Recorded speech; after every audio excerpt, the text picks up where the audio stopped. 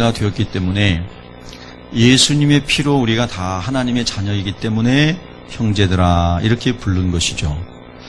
여러분, 우리가 신앙생활 하면서 교회 안에서 함께 하나님의 나라를 소망하면서 믿음으로 가면서 옆에 계신 분들이 정말로 그리스도 안에서 형제다 이렇게 느껴보신 적이 얼마나 있으신지요? 또 자매다 이렇게 생각하신 부분이 얼마나 되십니까? 여러분, 이 세상에는 교회가 참 많습니다. 한국에도 수만 교회가 있습니다. 근데 그 교회를 다니면서 정말 우리가 형제다, 자매다, 한 가족이다 이렇게 감사하고 기쁘고 행복하게 신앙생활하는 성도들이 얼마나 될까요? 또 그런 교회는 얼마나 있을까요? 저는 목회를 하면서 그것이 참 많이 생각이 되었었습니다. 그리고 오늘 아침에도 교회를 오면서 운전을 하고 오면서 그런 기도를 했습니다. 하나님, 저 자신을 비롯해서 우리 새빛교회 모든 지체들이 정말 형제가 될 수 있을까요? 하나님의 가족으로서 우리가 정말 가족이라고 부를 수 있을까요? 그런 교회가 세워질 수 있을까요? 그런 이제 기도를 하면서 교회를 마칩니다. 여러분, 어떤 사람들은 교회에 대해서 이야기할 때, 야, 너희 교회 몇 명이나 모이니? 야, 너희 교회는 사람 참 많이 모이는 큰 교회구나. 또 너희 교회는 건물이 참 아름답구나. 그 건물을 건축하면서 건축상을 받았다고 하더라. 그 교회는 사회적으로 유력한 사람들이 참 많다고 하더라. 그 교회는 어떤 것들이 있다고 하더라. 이런 얘기들은 사람들이 흔히 많이 할 수 있지만, 정말 너희 교회는 가족 같니? 정말 너희 교회는 예수님 안에서 형제와 자매 같아? 정말로 너가 다니는 교회는 하나님의 거룩함이 충만해? 정말 주님의 의로우심이 거기 있어? 정말로 거기는 복음적이고 선교지향적이고 주님이 원하시는 교회인 것 같아? 이렇게 우리가 성경이 말씀하시는 본질적 교회, 주님이 세우시기를 원하시는 그런 교회, 이런 교회에 대한 꿈을 꾸고 그런 교회에 대한 소망을 말하고 그런 교회가 되기 위하여 구성원인 우리 한 사람 한 사람이 그런 그리스도의 사람으로 세워져 가기를 원하는 그런 열망이 있는 사람들이 자꾸 많아지면 그 교회는 성경적인 교회로 세워져 가겠죠. 여러분, 우리 새빛교회가 그런 교회 되기를 원하십니까? 오늘날 많은 교회들에 대한 오해는 정말 교회가 사람이 많이 모이면 다 좋은 교회고 건물이 좋으면 교육시설이 좋으면 다 좋은 교회다 이런 착각을 하고 있습니다. 절대 그렇지 않습니다. 하나님의 말씀이 정말로 그 교인 한 사람 한 사람 속에 그 교회 속에 그 목회자 속에 정말 삶으로 그렇게 되어지는가가 중요한 것이죠. 예. 그래서 그렇게 주님의 말씀이 성취되는 교회라면 등대해지기 한 가정밖에 없는 교회도 너무너무 아름다운 교회인 거죠. 예. 수십만 명이 모이는 교회도 아름다운 교회고요. 그러나 여러분, 우리가 이 본질을 놓쳐버리게 되면 교회의 영광을, 즉 하나님의 임재가 있는 교회의 영광을 우리가 볼 수가 없게 되는 거죠. 여러분, 갈라디아 교회는요, 예수 그리스도의 복음을 사도 바울이 이제 전하고 그들이 정말 예수 그리스도 안에서 우리가 참 자유인이 되었구나. 우리 중에는 갈라디아 교회 성도들 안에는 헬라인도 있고 유대인도 있고 그리고 당시의 시대에 노예를 부리는 주인도 있고 노예도 있고 여러 미개인, 소위 말하는 바바리안이라고 하는 이런 미개인들도 배우지 못한 사람도 있고 다양한 사람들이 많이 있었습니다. 근데 사도 바울은 이런 많은 다양성을 다 뛰어넘어서 우리가 왜 하나님의 가족이 되고 형제 자매가 되는가 하는 원리를 이 갈라디아서에서 여러 군데서 말씀을 하죠. 로마서에서도 말씀하고요.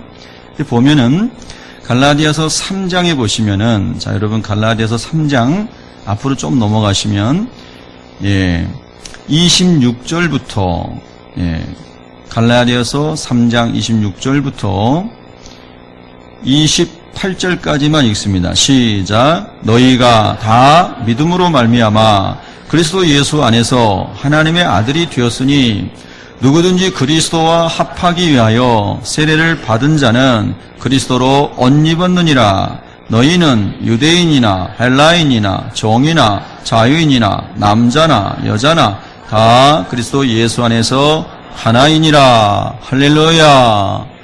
이것이 예수 그리스도로 말미암아 불의한 자가, 죄와 허물로 죽은 자가 용서받고 의로워져서 하나님의 자녀가 된 모든 사람에게 동일하게 미치는 하나님의 의다. 이제 로마서 3장 22절에서는 그렇게 설명을 합니다.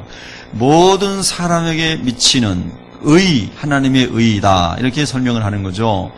그래서 여러분, 우리가 예수님을 믿는다는 것이 무엇인가, 교회란 것이 무엇인가 하는 것을 사람들로부터 들은 이야기 속에 정답이 꼭 있는 건 아니고요. 성경 말씀 속에 정답이 있기 때문에 말씀을 자꾸 묵상하면서 하나님이 원하시는 교회로 세워져 가기를 열망해야 되는 겁니다. 아멘. 그래서 예전에 잘못된 생각, 잘못된 경험들을 우리가 성경을 보면서 자꾸 수정해 나가야 되는 것이죠. 예. 날마다 그런 의미에서 우리는 개혁이 돼야 되는 거죠. 자기 스스로 개혁이 돼야 되고 교회 공동체적으로 개혁, 갱신이 돼야 되는 것이죠. 이렇게 교회에 대해서 성경이 설명을 하죠. 여러분 또 보시겠습니다. 2장으로 가서 갈라디아서 2장 16절, 자 16절 읽겠습니다. 시작. 사람이 의롭게 되는 것은 율법의 행위로 말미암음이 아니요 오직 예수 그리스도를 믿음으로 말미암은 줄을 알므로 우리도 그리스도 예수를 믿나니 이는 우리가 율법의 행위로서가 아니고 그리스도를 믿음으로써 의롭다함을 얻으려 함이라. 율법의 행위로서는 의롭다함을 얻을 육체가 없느니라. 아멘. 21절 읽습니다. 시작. 내가 하나님의 은혜를 패하지 아니하노니 만일 의롭게 되는 것이 율법으로 말미암으면 그리스도께서 헛되이 죽으셨느니라. 아멘. 그래서 우리 모든 그리스도인은 예수님 믿는 믿음으로 구원을 얻었고 믿음으로 하나님의 자녀가 되었고 그래서 우리가 예수님의 보혈 안에서 형제님, 자매님이라고 부를 수 있는 하나님의 가족이 되었다. 이렇게 성경은 설명하고 있는 것입니다. 우리 옆 사람을 인사하겠습니다. 형제님, 자매님. 예. 예. 아멘. 예. 또 여러분 착각하셔가지고 옆에 분이 여자분이신데도 형제님 그러셨죠. 예. 아주 딱 얼른 자매님이라고 불러야 되는데 또 여러분 순정을 너무 잘하셔가지고 예. 한 번 더 인사하겠습니다. 자매님, 형제님. 예. 정말 여러분은 예수님을 믿으신 이후에 영원히 자유하십니까? 신앙생활이 행복하십니까? 예. 정말 그래야 맞거든요. 예. 근데 여러분, 이렇게 예수 그리스도 안에서 놀라운 은혜의 복음을 받았는데요. 유대인 그리스도인인 사람들이 이 갈라디아 교회에 막 들어와서 그것으로 너희들이 구원을 받지 못한다, 온전하지 못하다, 율법을 지켜야 한다.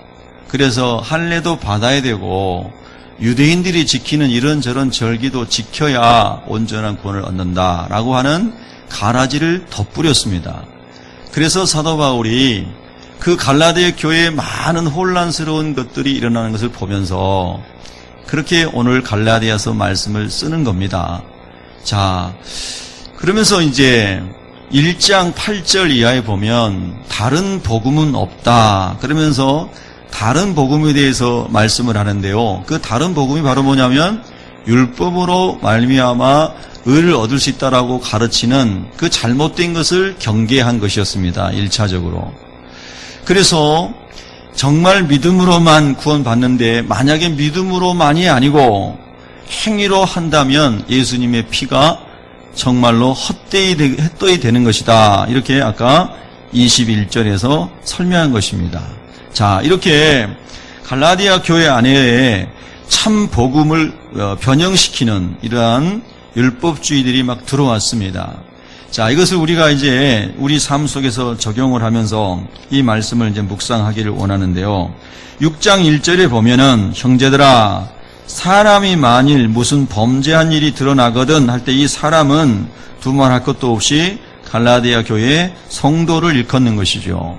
교회 밖에 있는 사람이 아니고 교회 안에 있는 지체를 말합니다.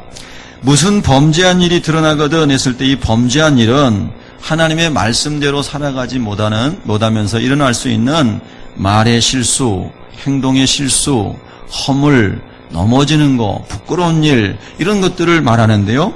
자, 그런 일들이 드러나거든 그랬습니다. 여러분 적어도 하나님의 말씀을 따라 거룩한 길, 성화의 길을 가기를 원한 중생한 성도는, 거듭난 성도는 자기가 아직 훈련되지 못한 것으로 인해서 자기도 모르는 사이에 어떤 허물이 드러났을 때 상당히 당황스러워합니다. 민망해하죠. 부끄러워 어쩔 줄을 모릅니다. 그런데 하나님의 영이 없고 중생하지 않는 그리스도의 죄사함의 의미가 뭔지를 모르는 사람은 그 사람은 그런 허물이 자주 드러나도 허물인지도 모를 수가 있습니다. 여러분과 제가 주님의 말씀대로 살지 못한 것으로 인해서 영적인 부끄러움이 생겼다면 예수님의 영이 있음이 틀림이 없습니다. 하나님의 말씀의 씨가 그 안에 있기 때문에 할렐루야 우리가 부끄러워하기도 하고 주님 앞에 죄송스러워하고 당황스러워하고 이런 마음들이 자꾸 생겨나는 것이죠. 하나님의 말씀 생명이 그 안에 빛으로 비춰주시기 때문에 그런 거룩한 부대낌이 거룩한 당황스러움이 우리 안에서 일어나는 것이죠. 자, 그런데 그것이 드러났어요. 드러난다는 것은 참 어려운 일입니다. 근데 여러분 우리가 신앙생활하면서 그렇게 드러나는 경우를 보게 됩니다. 제가 그런 것이 드러날 수도 있고 여러분 중에서 어떤 분이 드러나실 수도 있어요. 근데 그 드러났는데 율법주의자들의 반응은 뭐냐면요. 바로바로 율법주의적으로 그 사람을 판단하고 정죄하는 겁니다. 그리고 좀 더 다른 의미에서 보면 율법주의적인 사고를 가진 사람은 내가 저 사람을 바로 세워준다라고 하는 아주 고상한 말을 하면서 사실은 세워주려고 하는 것 같지만 그 사람에게 결국은 상처를 주게 되는 그러한 반응을 보이게 되는 거죠. 그래서 그렇게 하면서 동시에 자기의 자기가 잘하는 것이 자기가 똑똑한 것이 드러나게 되는 거죠.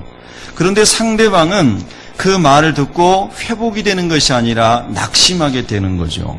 그래서 교회 다니기가 싫어지고 자 여러분 이것이 율법주의적인 생각을 가지고 있는 사람의 성향 그러나 예수 그리스도의 은혜 모세에게는 율법이 있고 예수 그리스도 안에는 은혜와 진리가 충만하다고 그러지 않습니까? 그러니까 예수 그리스도는 우리에게 믿음으로 말미암아 모든 죄의 허물을 십자가에서 다 용서해 주시는 은혜를 주신 분이 예수님이십니다. 우리는 그것을 항상 기억하셔야 됩니다. 할렐루야. 율법은 죄로 말미암아 죽는 정죄하는 사망의 법이지만 예수님 안에 있는 은혜의 법은 성령 안에서 생명을 주는 생명의 성령의 법이라고 했습니다. 아멘. 이것이 우리가 예수님의 생명의 성령의 법으로 죄와 사망에서 건진받은 구원받은 우리가 중생한 우리가 항상 품고 생각하고 살아가야 하는 아주 중요한 기독교 진리거든요, 여러분요. 그런데 우리가 그것을 놓쳐버리게 되면 율법주의자로 돌아갑니다. 그래서 뭔가를 바로하기 위해서 바로잡기 위해서 말을 할 수 있지만 그러나 율법주의적으로 하기 때문에 바로 고쳐지지도 않고 사람만 상처받고 죽게 되는 것이죠. 그런 일들이 참 세상에는 많습니다. 저는 우리 새빛교회는 그런 교회가 안 되기를 소망합니다. 네, 정말 우리가 하나님의 은혜의 법으로 성령의 생명의 법으로 사람을 살리는 교회가 되기를 축복합니다. 할렐루야. 그래서 이제 1절에 그 다음에 보면은 신령한 너희는 그랬습니다. 신령한 너희라는 것이 무슨 뜻일까요? 신령하단 말은 예수 그리스도의 성품, 예수 그리스도의 마음, 예수 그리스도의 긍휼, 예수 그리스도의 안에 계시는 성령의 그런 기름 부음 이런 부분들이 충만히 머물러 있는, 다른 표현으로 하면 그리스도의 장성한 분량에 이른 성숙한 그리스도인을 우리가 신령한 성도, 갈라디아 교회 안에도 그런 신령한 성도가 있었다는 거죠. 오늘 여기 모이신 여러분들도 다 그렇게 예수님 안에서 성숙한 신령한 성도로 지어져 가고 있음을 믿습니다. 완성된 분은 없는 거죠. 그렇게 지어져 가고 있음을 믿습니다. 그래서 신령한 성도일수록, 성숙한 성도일수록 어떻게 이렇게 그의 속에 있는 하나님의 뜻이 드러나는가. 6장 1절에 온유한 심령으로 그러한 자를 바로잡고, 아직 미성숙하고 훈련되지 못했고 믿음의 단계가 아직 어리고, 그리고 죄의 옛사람의 죄악이 아직 다 털어버리지 않았고 자꾸 실수를 하고 자꾸 넘어지고, 이런 사람들을 우리가 바로 잡아줘야 되는데, 예수님 닮은 사람으로 세워줘야 하는데, 에베소서 말씀 나온 것처럼 하나님께서 선지자와 교사와 목사로 등등등 직분을 주신 것은 성도를 온전케 하며, 할렐루야, 봉사의 일을 하게 하며, 할렐루야, 그리스도의 몸인 교회를 세우게 하려 하심이라. 아멘. 그래서 성도를 서로 온전하게 세워가게, 예수님 닮은 사람으로 세워가게 하시기 위해서 바로잡는 일을 하나님이 말씀과 성령을 통해서 하시는데요, 그 하시는 방법이 온유한 심령으로, 헬라에 보면 온유의 영으로 이렇게 되었다고 학자들이 설명을 하더라고요. 온유의 영, 예수님 안에 계셨던 성령, 온유한 성령의 그 온유한 영으로 사람들을 바로잡아주라 그랬습니다. 그럼 이 바로잡아주라는 말도 헬라 원어를 보면 너희는 회복시켜주라 이렇게 설명이 된다는 겁니다. 한번 따라하겠습니다. 너희는 회복시켜라. 그래서 이 바로잡는다는 것은 책망을 해서 더 부끄럽게 하거나 또는 마음의 감정이 막 좀 상하게 하거나 이런 방식을 말하는 게 아니고요, 예수님 안에 있는 한없는 긍휼과 사랑의 마음으로 그 사람을 회복시켜줘라, 이것이 바로잡아주라는 뜻입니다. 여러분, 그렇게 되시기를 축복합니다. 이것은 자녀를 양육할 때도 마찬가지고 우리가 주님의 사람들을 세워갈 때도 마찬가지고요, 세상에서 사람을 살리는 방법도 예수님이 없는 사람이 하는 방식과는 다르게 우리가 하나님의 방법으로 사람을 회복시킬 때에 그 사람이 회복되고 주님이 기뻐하신다는 겁니다. 여러분, 얼마나 아름답습니까? 정말로 우리 주변에 예수 믿는 사람이 다 그런 사람이라면 예수 믿는 건 너무 신나겠죠. 예, 너무 신나겠죠. 교회 오는 건 너무 신납니다. 할렐루야. 저는 참 연약한 사람입니다. 부족함이 많습니다. 그래서 허물을 찾으려면 너무 많죠. 그래서 정말 하나님의 은혜가 필요합니다. 은혜로 살아왔습니다. 근데 가정에서도 우리 서로 부부간에도 자녀들에게도 우리가 다 연약한 사람들이기 때문에 자꾸 너희는 회복시켜줘라 이렇게 돼야 된다는 거예요. 그러면 여러분의 가정도 부부간에도 자녀간에도 자꾸 회복이 일어날 줄로 믿습니다. 여러분, 회복되시기를 축원합니다. 이것이 생명의 성령의 법 아래에 있는 예수님의 영이 있는 사람이 살아가는 방식이다, 이렇게 사도 바울이 갈라디아 성도들에게 가르쳐주고 있습니다. 또 1절 후반절에 보면, 자, 너 자신을, 거기서부터 읽습니다. 시작. 너 자신을 살펴보아 너도 시험을 받을까 두려워하라. 아멘. 여러분, 우리는 항상 어떤 사람과 어떤 일들을 이렇게 보면서 자기 자신을 깊이 들여다볼 수 있는 그런 은혜가 있기를 축복합니다. 여러분 안에 누가 계시죠? 예수님이 계십니다. 그래서 여호와 로이란 말은 히브리어로 목자라는 뜻입니다. 여호와 로이, 여호와는 나의 목자이십니다. 다윗이 시편 23편에서 1절에서 고백했던 겁니다. 여호와 로이, 나의 목자 되신 그분이 내 안에 계세요. 그래서 그분이 나를 항상 주목하고 계세요. 그래서 우리가 우리 영혼을 자꾸 들여다보고 내 자신을 살펴보라 그랬는데, 그 살펴보란 말이 헬라의 원어에 조사하라 이런 뜻이랍니다. 그러니까 너의 자신의 속사람을 잘 조사할 정도로 깊이 살펴보라는 겁니다. 그럴 때 우리 안에 계신 성령님께서 사랑하는 아들아, 손성기 목사야, 아니 손성기야, 네 안에 이런 것이 있구나 하고 거룩하신 하나님이 제 안에서 비춰주시는 거죠. 그럴 때에 제 속사람이 거룩한 싸움을 하면서 주님, 제가 주님이 원하시는 삶으로 회복되기를 원합니다. 그러면서 회복이 일어나는 거죠. 할렐루야. 그러면서 잘못된 것이 시정이 일어나고, 병든 것이 치유가 일어나고, 상한 심령이 위로가 되고, 소망을 잃었는데 소망이 생기고, 힘이 쫙 빠졌는데 힘이 나고, 할렐루야. 자꾸 예수님이, 내 안에 계신 예수님께서 말씀해 주시고 거룩한 영광으로 거하시고 의로우신 그분이 내 안에 거하심으로 그분하고 그분 앞에 있으면서 내 자신을 살펴볼 때마다 우리 자신이 시험에 들지 않고 주님 안에서 자꾸 주님을 닮아가게 된다는 겁니다. 그래서 사도 바울이 말했습니다. 선줄로 생각하는 자 넘어질까 조심하라. 선 사람, 온전한 사람은 아무도 없기 때문에 언제나 우리는 자신을 살펴보아서 나도 시험을 받을지 않을까, 넘어지지 않을까 두려워하라는 것입니다.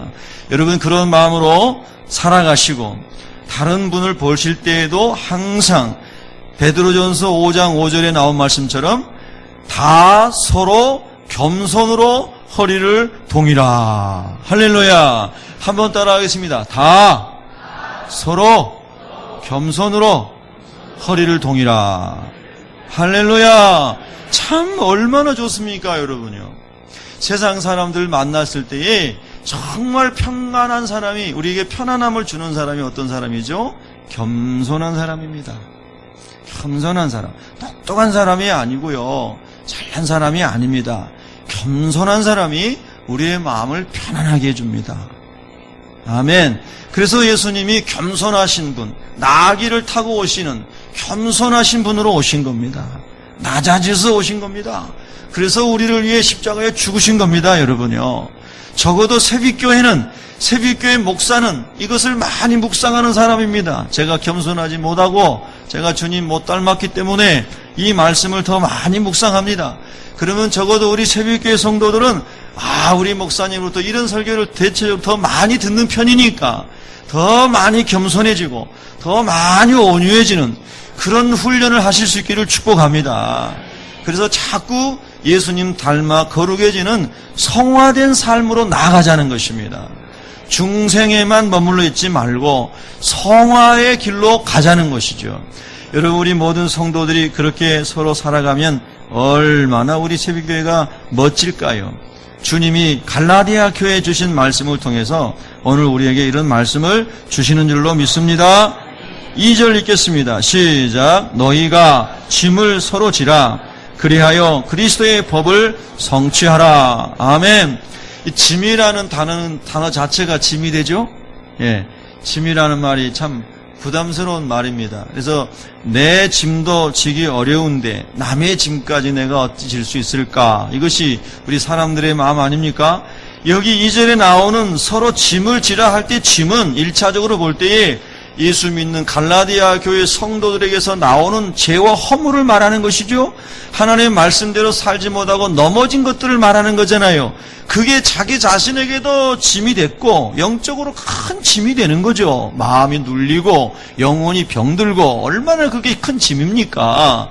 그것이 절차적인 짐입니다. 그런데 그 짐이 자기에게만 짐이 되는 게 아니고 자기가 넘어지는 것으로 인해서 갈라디아 교회 다른 성도들에게도 또 짐이 되고 또 내가 죄를 막 짓고 죄가 번성해 가면서 다른 사람들에게도 죄가 전염이 될 수도 있고 그래서 이것이 짐이 참 어렵고 무거운 짐이었는데 그럴 때 율법주의자들은 어떡합니까? 당신이 앓고 있는 이 병은 절대 안 고쳐져. 예수 믿는 사람이 종종 그런 말 합니다. 예수 아무리 믿어도 성격은 안 바뀌어. 그건 성경에 없는 말입니다, 여러분. 근데 마치 성경에 있는 말씀처럼 사람들이 얘기합니다. 예수님 아무리 오래 믿고 성령 충만 받아도 성격은 안 바뀌어 그럽니다. 그분 하나님 아닙니다. 그분 말 듣지 마세요. 예, 여러분 성격 바뀐 사람 많습니다. 예수님 만나고 인생이 완전히 뒤집어진 사람 많습니다. 여러분요. 예, 이기풍 목사님 같은 분 보십시오. 막걸리를 통째로 마시고 만나는 사람마다 폭행하고 선교사도 막 잡아 패고 교회 불 지르고 이랬던 깡패 두목이었지 않습니까? 근데 예수님 만나고 성령 체험하고요. 나중에 자기 똘마니 들였던 사람들이 예수 믿은 다음에 이기풍 목사한테 와가지고 막 주먹질하고 술 퍼마시고 해도 한 주먹이면 너희들 다 죽일 수 있는데 내 안에 있는 예수님 때문에 내가 너희들 다 용서한다고. 할렐루야! 완전히 뒤집어진 겁니다, 여러분요. 예수님 제대로 만나면 성격 바뀝니다. 아멘. 예, 말씀이 없는 얘기 하지 마세요. 바뀝니다, 여러분요. 예. 그래서 정말로 놀라운 그런 막 역사가 일어나는데요. 이 죄의 짐, 허물로 인해서 서로에게 좀 부담이 되는 거, 이것을 그 사람, 당신이 죄졌으니까, 아이고, 이런 사람은 우리 교회 떠나가면 우리 교회가 평안해질 거야. 이거는 짐을 서로 안 지는 거죠. 이 사람이 나와 가까이 있으면 내가 불편하니까 이 사람은 내년에 좀 안 봤으면 좋겠어. 예배 드릴 때도 꼭 대각선으로 앉아서 안 보이는 데 앉았으면 좋겠어. 이런 마음들이 짐을 안 지고자 하는 마음이죠. 근데 주님이 주님의 마음을 주시면 원수를 사랑하라. 원수를 위해서 피 흘리신 예수님, 할렐루야. 그 주님의 법, 사랑의 법을 생각하면은 그분이 가까이 있도록, 그분의 약함을 내가 짊어질 수 있도록 주님께 기도하는 마음이 생기죠. 그 사람이 예수님 진짜 잘 믿는 사람이죠. 아멘. 여러분, 그게 교회입니다. 그래서 그 교회에 주님의 영광을 통하여 사람이 회복되어야 되는 겁니다. 아멘. 네. 교회 사람 많다고 좋은 교회가 아니라고 제가 아까 말씀드렸잖아요. 주님의 말씀이 생명으로 일어나는 교회가 사람이 많고 적고 상관없이 좋은 교회죠. 예. 예. 그래서 여러분, 이 말씀이 참 너무나 깊이 있는 말씀이잖아요. 남의 허물과 드러난 약점과 드러난 죄까지도 서로 긍휼의 마음을 가지고 울어주고 긍휼의 마음을 가지고 기도해주고, 집사님 나도 많이 넘어졌었어요. 힘내세요. 집사님만 넘어진 거 아니에요. 나 수도 없이 넘어졌어요. 그런데 다른 분들이 많이 위로해줬어요. 기도해줬어요. 함께 울어줬어요. 나의 부끄러움을 그분들이 품어줬어요. 그래서 제가 여기까지 왔습니다. 짐을 져주는 것이 성도입니다, 여러분. 그래야지 우리가 다 서로 살아나는 겁니다. 예수님이 그래서 십자가에 죽으신 거잖아요.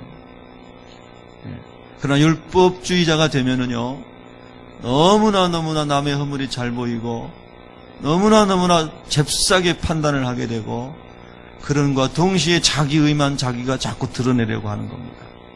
여러분, 이것은 교회가 아닙니다. 그래서 갈라디아 교회가 그런 문제가 있어서 사도 바울이 참으로 안타까운 마음으로 이 말씀을 보내고 있는데요. 오늘 제 안에도, 여러분 안에도 혹 하나님께서 깨닫게 하시는 말씀이 있으시면 다 그 말씀이 여러분에게 복이 되시기를 축원합니다. 우리 3절 4절 읽겠습니다. 시작. 만일 누가 아무것도 되지 못하고 된 줄로 생각하면 스스로 속임이라. 각각 자기의 일을 살피라. 그리하면 자랑할 것이 자기에게는 있어도 남에게는 있지 아니하리니. 할렐루야. 자, 우리는 다 아무것도 된 사람이 아닙니다. 예, 우리 한번 고백하겠습니다. 나는 된 사람이 아닙니다. 예, 다 되어 가고 있는 사람들입니다. 예, 아멘. 예, 주님 닮아가고 있는 중입니다. 예, 할렐루야. 그래서 여기 참 중요한 말씀이 나옵니다. 3절에 보면 스스로 속임이라 그랬습니다. 하나님의 말씀으로 자기 영혼을 다 비춰보면 허물과 죄뿐인데 사람들 앞에 서게 되면 자기 허물과 죄는 안 보이고, 즉 스스로를 속이면서, 그러면서 자기 의와 자기 주인됨이 막 드러난다는 거죠. 그게 우리 인간의 죄성입니다, 여러분요. 이거를 십자가에 오늘도 못 박아야 됩니다. 성령의 불로 불살라야 됩니다. 할렐루야. 그래서 이 자신을 속이는 것, 삐뚤어진 길로 나아가게 하는 원인 중에 하나가 뭐냐면 자신을 속이는 겁니다. 내 안에 있는 속사람을 속이는 거죠. 내 안에 있는 속생각을 속이는 겁니다. 그런데 하나님을 속일 수가 없습니다, 여러분. 내 안에 계신 주님이 다 보고 계십니다. 할렐루야. 그래서 그 주님 앞에 서 있는 사람은 스스로 속일 수가 없기에 정직하게 되고 거룩한 삶을 추구하게 되고, 그래서 아무것도 된 것이 없다고 고백하게 되고 자랑할 것이 아무것도 없다라고 고백할 수밖에 없습니다. 예수님 외에는 제가 자랑할 것이 없습니다라고 바울이 고백했던 것이 그것 때문입니다. 할렐루야. 하나님 안에서 자기 영혼을 살펴보니 자기 자신을 속일 수가 없더라는 것입니다. 사람들 앞에서는 내가 참 기도 많이 하는 사람입니다. 내가 참 전도 많이 하는 사람입니다. 내가 이렇게 참 헌신 많이 한 사람입니다. 했는데 가만히 집에 들어와가지고 밤 12시 새벽 1시에 홀로 기도하면서 자기 속사람을 들여다보니까 과장된 게 너무 많고, 과장될 뿐만 아니라 없는 이야기도 막 붙여가지고 막 했고, 이것이 뭡니까? 여러분, 사람들 앞에서는 자기도 모르게 막 얘기했는데 하나님을 의식하지 않고 하다 보니까 스스로를 속이는 사람이 되어버렸어요. 여러분, 혹시 공감이 되는 부분이 있으세요? 다 제가 저질렀던 죄입니다. 예. 이렇게 자기 자신을 잘 알고 말하고 행동하는 게 참 어렵구나. 근데 어떨 때는 그것을 고의적으로 그렇게 하는 사람이 있고, 그냥 부지중에 자기도 모르게 말하다 보니 그렇게 될 수도 있습니다. 그러나 어쨌거나 둘 다 하나님 앞에 옳은 것은 아니라는 거죠. 그래서 우리가 하나님 앞에서 자꾸 자기 속을 잘 들여다보면서 스스로 속이지 않는 사람. 아멘. 네. 그런 거룩한 삶을 지향하는 주님의 사람으로 저와 여러분이 또 한 번 일어서기를 축복합니다. 오늘도 메시지는 우리를 낙심시키고 우리를 정죄하고자 하는 것이 아니고 우리를 회복시키기 위한 하나님의 은혜인 줄로 믿습니다. 그래서 자꾸 주님 안에서 자기를 살펴야 됩니다. 4절에 각각 자기의 일을 살피라 그랬습니다. 남의 일도 살피고 도와주고 짐도 서로 져줘야 하지만 자기 일도 잘 살펴서 하나님 앞에서 주님이 기뻐하시는 길로 가라, 이런 말씀이죠. 자, 5절을 읽겠습니다. 시작. 각각 자기의 짐을 질 것이라. 아멘. 아까 앞에 나오는 짐은 그런 서로 공동체 안에 있는 죄악의 짐, 허물, 여러 가지 서로 좀 더 져줘야 할 무거운 그런 것들을 말할 수 있다면은 5절에 나오는 짐은 이렇게도 적용할 수 있어요. 우리가 자기 자신의 허물뿐만 아니라 사역의 의무로 적용해 보면은 하나님께서 내게 주신 사명, 하나님께서 내게 주신 직분, 하나님께서 내게 주신 직임, 하나님이 내게 맡겨주신 것들, 이런 것들을 잘 책임을 완수하라, 이렇게도 적용할 수 있지 않겠습니까? 그래서 여러분, 우리가 하나님 안에서 하나님, 저 사람 왜 자기 할 일 안 합니까? 저 사람 왜 자기 할 일 안 합니까? 이렇게 눈에 보일 수도 있지만 하나님, 일단은 내 안에 내게 하나님이 맡겨주신 이 내 일을, 내 짐을 잘 감당하게 해주세요. 잘 지게 해주세요. 이런 은혜가 있기를 축복합니다. 자기 일에 잘 집중하고 헌신하는 사람은요, 참 늘 감사가 있습니다. 감사가 있고, 그리고 하나님 앞에 나아가는 삶이 늘 기쁘고 행복하죠. 여러분, 제가 이렇게 지난주에 이 짐을 서로 진다라고 하는 의미에서 북인도의 알라하바드에 이경훈 선교사님의 기도 편지 소식을 전해드렸습니다. 근데 그 주간에 한 번 이렇게 말씀을 드렸는데 우리 성도님들이 너무 많은 분들이 참여하셨어요. 제가 깜짝 놀랐습니다. 그래서 담요를 수백 장은 보낼 수 있을 것 같아요. 야, 참 감사하고요. 금년 초에도 우리가 네팔에 지진이 일어났을 때에 기도 제목을 나눴는데 그때도 한 300여만 원 여러분들이 헌금해가지고 네팔 지진 피해 거기에 구호금으로 보냈는데요. 여러분이 정말 짐을 나누는 데에 주님께 헌신된 분 같아요. 여러분 축하드립니다. 그런 마음을 가지고 계신 것이 은혜 아닙니까, 여러분? 그래서 우리가 이 짐을 서로 지고 그리고 자기에게 맡겨진 것도 감당해내는 것이 참 중요한데요. 이 짐이라고 하는 것이 개인적으로는 자기에게서 부부, 가정, 교회, 나라, 그 다음에 모든 민족 일위까지 하나님 보시는 이 지구촌은 다 하나님의 마음에 품어진, 할렐루야, 하나님의 마음에 심겨진, 하나님의 긍휼 안에 있는 그런 모든 사람들인 줄로 믿습니다. 그러니까 내 책임을 잘 감당하면서 서로 짐을 지는 그 짐의 영역도 자꾸 모든 민족에게, 저 사람들이 우리하고 무슨 상관이 있는가? 인도 사람이 나하고 무슨 상관이 있지? 방글라데시 사람이 나하고 무슨 상관이 있어? 그렇게 말할지 모르지만 그리스도 예수 안에 형제라고 일컬어지는, 하나님의 자녀라고 일컬어지는 사람들은 모든 민족을 그리스도의 마음으로 품고 거기까지 긍휼의 마음이 흘러갈 수 있는 그 기도 드려야 될 줄로 믿습니다. 주님이 원하시는 겁니다, 여러분요. 그리고 가만히 제가 오늘 아침에도 생각해 보니까요, 우리 한국교회가 세상 사람들로부터 지탄을 많이 받는 부분도 있습니다만은 또 생각해 보면 선교사님들을 통해서 선교 NGO, 기독교 NGO 단체를 통해서 전 세계에 우리 예수 믿는 그리스도인들이 보내는 그 물질과 사랑이 엄청납니다, 여러분요. 사실은 교회에 대해서 반감을 가지고 있는 분들이 그거 잘 모릅니다. 우리 한국 교회가 열방의 민족들에게 하나님의 사랑을 베풀어서 세운 학교들, 대학교, 고등학교, 중학교, 병원부터 시작해가지고 어마어마합니다, 여러분요. 우리 같은 이렇게 작은 교회에서도 1년에 4, 5천만 원씩 외국으로 다 보내지 않습니까? 엄청난 거 아닙니까, 여러분?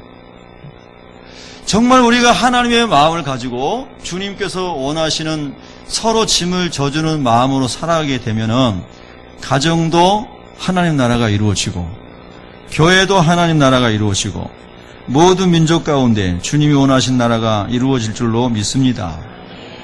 제가 우리 이렇게 연말도 되면서요, 유치부, 또 초등학생들 초등부, 또 중고등부 청소년부, 또 대학 청년부, 또 장년부 1년 동안 많이 여러분들이 수고하시고 어떤 분 너무너무 수고가 많아서 몸에 피곤이 피로가 쌓여서 병이 걸린 분도 계시고,